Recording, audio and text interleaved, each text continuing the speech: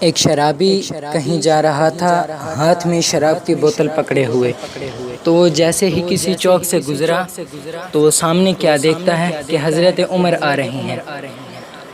تو حضرت عمر رضی اللہ تعالیٰ عنہ تو ہاتھ میں کوڑا رکھتے تھے اور موقع پر سزا دیتے تھے۔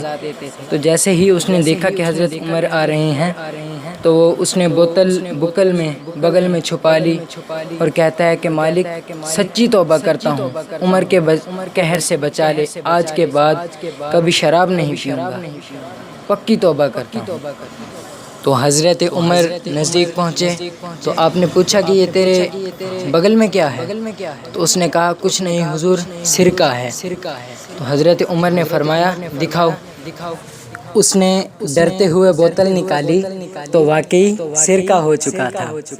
تو دوستوں، اس واقعے سے ہمیں سبق کیا ملا؟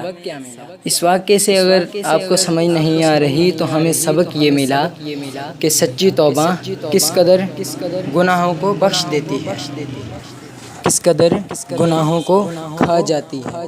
جس طرح آگ لکڑی کو، پانی آگ کو، اسی طرح